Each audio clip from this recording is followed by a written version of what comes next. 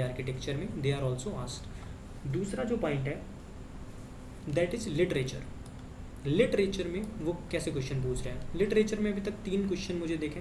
पहला क्वेश्चन था संगम literary literature से, राइट, कि जो संगम लिटरेचर है वो कैसे उस समय के सोशल और इकोनॉमिक कंडीशंस को पोर्ट्रे करता है। नाउ रिमेंबर दिस थीम, हमेशा जब भी वो कुछ भी पूछते हैं हमेशा सोशल, कल्चरल, इकोनॉमिक जो प्रेवलेंस है उस समय पे उसी के बारे में वो पूछते हैं। हर चीज़ को, चाहे वो आर्ट हो, आर्किटेक्चर हो, लिटरेचर हो, उससे वो ये जानना चाहते हैं कि वो उस समय की जो लोग रह रहे थे, उनकी जो मान्यताएं थी, उनके जो भरोसे थे, उनका जो जैसा सामाजिक स्ट्रक्चर था, उसको वो कैसे दर्शाते हैं, राइट।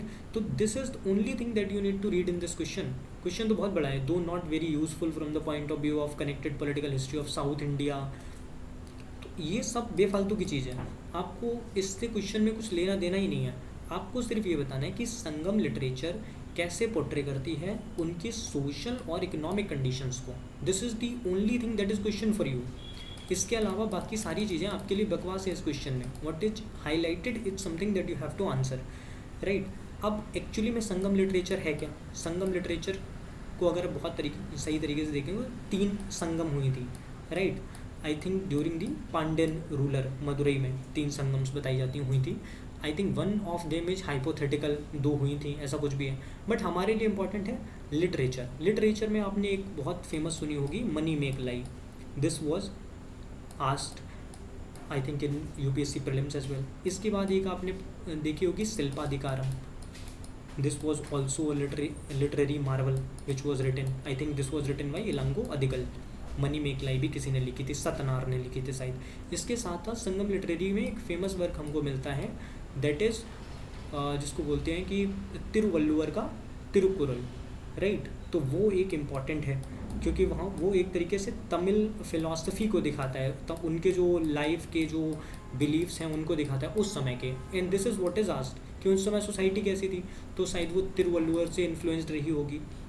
इसके साथ साथ एट्टू टोकाई भी मिले हैं, पट्टू पट्टू भी मिले हैं। Those are the things that you can remember, you can also forget them during exam. तो वो भी सब संभव है, बट एटलीस्ट आपको 2-3 चीज़ों के बारे में बताना ही था। ये हो गए आपके एग्जाम्पल। इससे एग्जामिनर को पता चलेगा कि at least you are aware of what is Sangam literature. दूसरी चीज़ जो आपको यहाँ पे बतानी थी दैट एक्चुअली वॉज कि हाउ ये सारी चीज़ें डिनोट करती हैं उस समय की सोशल लाइफ को। तो मनी मेक लाई में रिप्रेजेंट करता है कि वहाँ पे वॉरियर कल्चर था, राइट। एक गॉडेस की पूजा हो रही है तो दिखाता है कि वहाँ पे शायद मतलब एक तरीके से फीमेल्स की जो कंडीशन थी वो शायद उतनी बुरी नहीं रही होगी सोशली, क्योंकि वहाँ पे एक गॉडेस है, right. It was not a purely patriarchal society. Prevalence of I think bigamy, polygamy, आप ऐसी बातें भी कर सकते हैं। साथ ही साथ आप ये भी बता सकते हैं कि वहाँ पे शायद कास्ट वॉज मतलब not aware, people were not aware of caste even though societal hierarchy existed. इस तरीके की बातें भी आप कर सकते हैं सोसाइटी में, क्योंकि डायरेक्ट कहीं पे भी हमें जो वर्ण सिस्टम है उसका नोशन नहीं मिलता है in Sangam literature. However it can not be said that people were not divided, people were divided, क्योंकि उसका रेफरेंस हमें मिलता है। मूवेंदर का रेफरेंस मिलता है, like there were 3 kings who were controlling 3 areas, right. तो इस तरीके के टर्म्स को भी अगर आप बहुत टेक्निकल टर्म्स आपको पता है तो you can use them. Otherwise you can also right a very generic answer कि किसी भी टाइम पे south India is known for trade, तो उनकी इकोनॉमिक कंडीशन को दर्शाता होगा उस समय का लिटरेचर। कैसे दर्शाता होगा, क्योंकि शिल्पाधिकारम में जो मेन कैरेक्टर है वही ट्रेड के लिए दूसरे एम्पायर में मूव कर जाता है। So you can write this example, right. तो इस तरीके से आप बता सकते हो कि लिटरेचर कैसे सोशल और इकोनॉमिक कंडीशन को दिखाता है। दूसरी बात है पर्शियन लिटरेरी पे पूछा था। Now this is very tough question, it looks on the face कि ये तो सिंपल क्वेश्चन है, लेकिन पर्शियन लिटरेरी के शायद उतने सारे एग्जाम्पल हमें नहीं पता है, वो बहुत कठिन है याद कर पाना। Reflect the spirit of the age, तो क्वेश्चन वही है कि सोशल, इकोनॉमिक, रिलीजियस, कल्चरल जो कंडीशन उस समय पे डोमिनेट कर रही थी उनको पर्शियन लिटरेरी कैसे दिखाती है।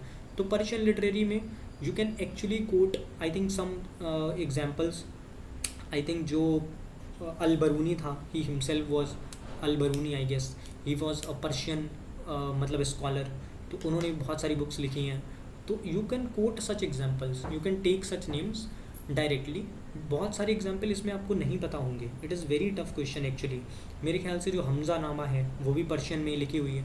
आप ये बता सकते हो कि मुग़ल एम्पायर जो था उसकी जो ऑफिशियल लैंग्वेज थी वही पर्शियन लैंग्वेज थी। मुगल्स और actually recognized Persian as their official language and not Turkic, right. तो अब मुग़ल एम्पायर में जो बुक्स लिखी हुई हैं, जो भी आपको 2-4 पता हैं, उनके आप नाम डाल सकते हो। हमज़ा नामा होगी, हम रमज़ा नामा या ऐसा कुछ है, विच एक्चुअली रिफ्लेक्ट कि जो महाभारत का वो एक्चुअली में पर्शियन ट्रांसलेशन है, राइट। इसके साथ साथ आप और लिख सकते हो, लाइक आई थिंक एक बुक थी जो इवन हुमायूं के समय लिखी हुई थी, हुमायूं नामा गुलवदन बेगम द्वारा, तो मेरे ख्याल से वो भी पर्शियन में ही थी। इसके बाद आप उनका नाम ले सकते हो, और very famous scholar during the time of Akbar, क्या नाम था उनका, आई थिंक फैज़ी का नाम ले सकते हो आप यहाँ पे, या खाने खाना, अब्दुल रहीम खाने खाना, उनका नाम ले सकते हो आप। These were the scholars. अब इस अकबरनामा आई थिंक इन्होंने ही लिखी है, अबुल फजल ने, तो आप उनका नाम ले सकते हो। तो अब इन बुक्स से कैसे उस समय का कल्चर रिफ्लेक्ट हो रहा होगा, तो आप पहले आपको बताना चाहिए उस समय के कल्चर में क्या था। रिलीजियस इंटॉलरेंस देखने को मिलती है इन बुक्स में, यस, लेकिन फिर रिलीजियस असिमिलेशन भी देखने को मिलता है, right. Sufism actually helped in assimilating both the religions, है ना। बहुत सारी रिस्पेक्ट थी सूफी लीडर्स के प्रति अक्रॉस द रिलीजन, तो वो उस समय की सोसाइटी को दिखाता है, कल्चर को दिखाता है, नॉर्म्स को दिखाता है। तो you can write on these lines. Again 2021 में उन्होंने पूछा इवेल्युएट द नेचर ऑफ भक्ति लिटरेचर, कि भक्ति लिटरेचर का कैसा नेचर है। भक्ति लिटरेचर का नेचर क्या सिर्फ लिमिटेड है टू स्पिरिचुअलिटी और रिलीजियोसिटी, या भक्ति लिटरेचर उस समय के सोशल जो नॉर्म है उनका भी क्रिटिक देता है, like Surdas, right. So Surdas have talked about the ill practices prevalent in then society. तो आप सूरदास का नाम ले सकते हो, आप रहीम दास का नाम ले सकते हो, आप कबीर दास का नाम ले सकते हो। These people have talked about ill practices in society. तो आप उस समय पे जो सोशल स्टिग्मास थे, जो सोशल डिस्क्रिमिनेशन था, उन सब, या जो सोशल डाइवर्जेंस था हिंदूज़ एंड मुस्लिम्स में, उनके बारे में भक्ति लिटरेचर में बहुत ज़्यादा बताया गया है, right. It was not just religious.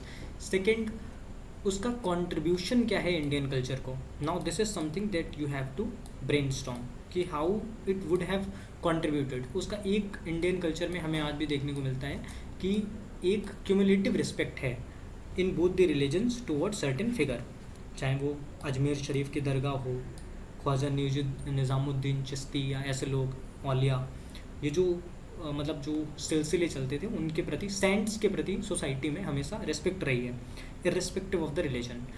तो this you can actually write as a contribution, this secularization of society को एक नया विजन देना, जो बहुत रिचुअल डोमिनेटेड सोसाइटी थी उसको इक्वालिटी में लेके आना, उसको गॉड से डायरेक्टली मतलब एक तरीके से उनको एक्सेस देना भगवान की through their heart without any method और मतलब कल्चरल वो जो तरीके थे, ऑर्थोडॉक्स तरीके थे। इसके अलावा if you see they have asked once a question on dance. Dance पे हमें बहुत कम देखने को मिलता है कि डायरेक्टली क्वेश्चन पूछा जाए किसी स्पेसिफिक डांस पे, बट तांडव dance is one such dance जिसका हमारे कल्चर में और एंशंट मतलब हिस्ट्री में बहुत इंपॉर्टेंट रोल रहा है, माइथोलॉजी में भी बहुत इंपॉर्टेंट रोल है। अर्ली इंडियन इंस्क्रिप्शंस में भी हमें ये देखने को मिलता है tandava dance, right. I think Bharhut inscription या कुछ कोई इंस्क्रिप्शन है जहाँ पे हमें ये देखने को मिला है। तो तांडव डांस के बारे में अगर आप बताओगे तो शुरुआत आपको करनी पड़ेगी भरतनाट्यम से, भरत मुनि के नाट्य शास्त्र से, right. It was written in 1st century AD। तो अगर आप यहाँ से स्टार्ट करते हो कि in India the dance were recorded, या एक the first authoritative text on dances is Bharat Muni's Natyashastra which was written in 1st century AD। और वहीं से आपको तांडव डांस मिलेंगे, आपको लश्य डांस मिलेंगे। तो आपको डांस के टाइप्स पता होने चाहिए। फिर तांडव डांस की एक्चुअली में क्या सिग्निफिकेंस है, it is associated with Lord Shiva. ये क्या दिखाता है, एंगर को दिखाता है, पृथ्वी में जो एक तरीके से कंस्ट्रक्शन है और डिस्ट्रक्शन है उसको दिखाता है। शंकर जी के जो उनका डमरू है उसके जो 2 मनके हैं, एक कंस्ट्रक्शन को दिखाता है, एक डिस्ट्रक्शन को दिखाता है। ये जो डांस है ये बैलेंस को दिखाता है। This is also referred as cosmic dance of Shiva. This dance is actually something that you can find on जो नटराज मूर्ति है which is related to Chola period. तो उसमें भी Shiva is in Tandava position, right, Tandava dance की पोजिशन में वो है। तो यहाँ से however such questions are generally will not be asked directly on a dance. हमने ये बहुत कम देखने को मिला है हमें कि भरतनाट्यम पे उन्होंने पूछा हो या उन्होंने कुचिपुड़ी पे पूछा हो। इस तरीके के क्वेश्चन अभी तक तो नहीं बने हैं इन मेंस। बट तांडव डांस ऑफकोर्स क्योंकि उसकी रिलेवेंस इतनी ज़्यादा है तो उन्होंने पूछ लिया। स्कल्पचर पे अगर आप देखोगे तो this is also a very famous area of UPSC. वो गंधार स्कल्पचर पे क्वेश्चन पूछते हैं। ये एक टाइम था जब 2014 में पूछा था। Second question was asked in 2019। यहाँ पे भी गंधार आर्ट है। स्कल्पचर में मेनली हम लोग 3 तो प्रिपेयर करते ही हैं, एक तो गंधार हो गई, एक मथुरा हो गई और एक अमरावती हो गई। इन तीनों में जो डिफरेंस है, की डिफरेंस वो आपको पता होना चाहिए। तीनों में अगर आप देखेंगे तो जो गंधार आर्ट है this is the only art, actually this is the art जो कि इन्फ्लुएंस्ड है from both Greek factors and also जो रोमन फैक्टर्स हैं। दोनों के ही एलिमेंट इसमें देखने को मिलते हैं। जो मथुरा आर्ट है it is influenced from Gandhara art, जबकि जो अमरावती आर्ट है it is totally indigenous. It developed into South India during the time period of Satavahanas, right. तो अब इन तीनों आर्ट्स के जो बेसिक फीचर्स हैं वो आपको पता होने चाहिए। लाइक मथुरा आर्ट में जो भगवान बुद्ध हैं वो आपको सिटिंग पोजीशन में मिलेंगे, वो थोड़े से फैट भी हैं, right, he is happy mood. जबकि गांधार आर्ट में अगर आप देखेंगे तो भगवान की स्टैंडिंग मूर्तियाँ हमें देखने को मिलती हैं, साथ ही साथ उनके बाल करली हैं। तो दिस काइंड ऑफ डिफरेंसेस। अब ये जो गांधार वाला इम्पैक्ट है ये कैसे दिखाता है ग्रीक इन्फ्लुएंस को। This is the question that was asked in 2014। This is the same question that was asked in 2019, क्योंकि 2019 में उन्होंने ये क्वेश्चन पूछा था कि how this Gandhara art reflect Greco Bactrian elements and central Asian element. तो question वही है मोर और लेस। जो सेंट्रल एशियन एलिमेंट है उस समय पे central Asia was ruled by bacteria, it was called bacteria. Afghanistan की किंगडम हुआ करती थी बैक्टीरिया। तो आपको एक्चुअली में बताना है कि रोमन इन्फ्लुएंस क्या है और ग्रीक या बैक्टीरियन इन्फ्लुएंस क्या है। तो अगर आप देखेंगे तो ग्रीक के जो गॉड होते थे, पोसाइडन हो गए, हरक्यूलियस हो गए, उनके वो टॉल शोल्डर्स हुआ करते थे, उनके ब्रॉड शोल्डर्स हुआ करते थे। वो इन्फ्लुएंस आपको गांधार आर्ट में देखने को मिलता है। So this is something you have to talk about in this question. इसके बाद 2022 में स्कल्पचर से उन्होंने क्वेश्चन पूछा था कि मेडिवल इंडियन टेम्पल, उनकी जो स्कल्पचर हैं वो सोशल लाइफ को कैसे दिखाती है। Now this is the repetitive theme. मैंने आपको बताया वो आपसे कुछ भी पूछेंगे और यही पूछेंगे कि वो कैसे उस टाइम में सोशल, इकोनॉमिक, कल्चरल एस्पेक्ट को दिखाती है। आपको जब आंसर लिखना है तो आपको बस हेडिंग्स डाल देनी है कि वो कैसे सोशल लाइफ को रिफ्लेक्ट करती है। सोसाइटी के बारे में आपको पता ही है, कास्ट हायरार्की, रिलीजियस डिवीजन, अगर मिडिवल वाला वो इम्पैक्ट आ जाता है। इसके अलावा मिडिवल अब जो टेम्पल स्कल्पचर हैं वो सोशल लाइफ को कैसे दिखा सकते हैं, वो दिखाते हैं एक तरीके से यूनिफिकेशन ऑफ सोसाइटी, क्योंकि ये टेम्पल जो है वो एक तरीके से इंटीग्रेशन का काम करता है, सोसाइटी में इंटीग्रेट करता है। मतलब टेम्पल्स जो थे वो एजुकेशन के भी हब्स थे, टेम्पल्स जो थे वो कल्चरल फेस्टिविटीज़ के भी हब्स थे। तो इस तरीके के उनको दिखाता है, वो इस तरीके की चीज़ों को रिफ्लेक्ट करता है। So this on these lines you can actually answer. These are the points that I am trying to tell you.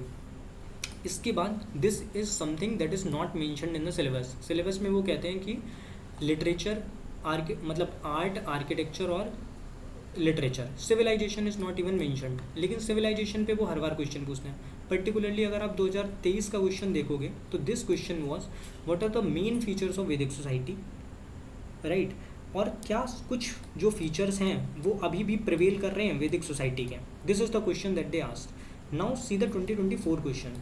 What they asked was underline the changes in the field of society and economy from Rigvedic to later Vedic. Now this is a very basic question that they asked in 2024। This is the question that we read in, this is the first thing that we read in actually ancient Indian history. Vedic period में आप देखते हो कि कैसे women की position decline हो जाती है, सोशल स्ट्रेटिफिकेशन हो जाता है, varna system becomes actually birth based. तो this is the huge change that we are seeing in society. Discovery of iron lead to later Vedic period. तो इस तरीके से आप देख सकते हैं कि they have asked this question in 2024। Same question Vedic society पे ही पूछा था कि मेन फीचर क्या थे वैदिक सोसाइटी के। दिस इज, अब जैसे आप ये क्वेश्चन लिखना स्टार्ट करते तो पहले आप बताते कि ऋग्वेदिक पीरियड में सोसाइटी में क्या था, वुमेन की पोजीशन मोर और लेस इक्वल थी, उनके लिए जो एजुकेशनल इंस्टीट्यूशंस थे वो ओपन थे, वो किसी भी ऑक्यूपेशन में रह सकती थी। We have warrior, we have intellectual women, right. Gargi का नाम आता है, अपाला का नाम आता है, अश्वघोषा घोषा का नाम आता है, right. So such names have been there in mentioned in Vedic literature. आप इनका एग्जाम्पल दे सकते थे, याज्ञवल्क्य और गार्गी की जो फेमस डिबेट है उसका एग्जाम्पल दे सकते थे। जो दो सबसे हाईएस्ट इंस्टीट्यूशन थे सभा और समिति, दोनों में ही आई थिंक वुमेन अलाउड थी। हाउएवर इन समिति शायद वो अलाउड नहीं थी, इन सभा में तो वो थी। एजुकेशन उनको अलाउड थी। Caste hierarchies were not based on birth, right, but based on the duty और कर्मा। इसके अलावा आप बता सकते हैं कि एक्चुअली में सोशल लाइफ कैसी थी। यज्ञ पे लोग फोकस करते थे। Cow was an important asset, this can be written in economic. जब land as a system gets more important than cows, then we come to later Vedic age. तो ये इकोनॉमिक चेंज है। सबसे बड़ा इकोनॉमिक चेंज क्या है, एक तो आयरन की डिस्कवरी, मतलब एक तरीके से आयरन की डिस्कवरी तो हो ही चुकी थी, बट आयरन को लार्ज लेवल पे एम्प्लॉय किया गया था, जिससे हल बनाए गए थे। बहुत सारे एरिया अंडर कल्टिवेशन आ गया था, पर्टिकुलरली इन गंगा वैली, जिसकी वजह से वॉर सब ज़मीन को लेके होने लगी थी। इकोनॉमिक वैल्यू जो लैंड की थी वो बढ़ चुकी थी, काउज़ की इकोनॉमिक वैल्यू ख़त्म हो रही थी। काउज़ वर रिडंडेंट थिंग, जबकि ऋग्वेदिक पीरियड में ये था, cow was the most important thing, जो गविष्ठी जिसको बोलते थे, सर्च फॉर काउज, राइट। तो this was a huge change and this is the same question that they asked in 2024। अब 2014 में उन्होंने पहले पूछा था अर्बन प्लानिंग को, उन्होंने जोड़ा था इंडस वैली सिविलाइजेशन से। अगर मैं आपसे पूछूं कि इंडस वैली सिविलाइजेशन के 3-4 सबसे इम्पॉर्टेंट फैसेट्स क्या थे, तो आप उनमें एक नाम जरूर लोगे, that will be urban planning. हमें बताया कि इंडस वैली सिविलाइजेशन की urban planning was top notch, like drains were covered, ये फर्स्ट फीचर हम पढ़ते हैं। जो होम्स हुआ करते थे या जो स्ट्रीट्स थी वो एक दूसरे को 90 डिग्री पे काटती थी, this is the second thing, like. और जो बर्न्ड ब्रिक्स हैं उनका यूज किया गया था अर्बनाइजेशन में। जो टाउन था वो 2 कंपार्टमेंट्स में डिवाइडेड था, है ना, सिटाडेल एंड लोअर सिटी।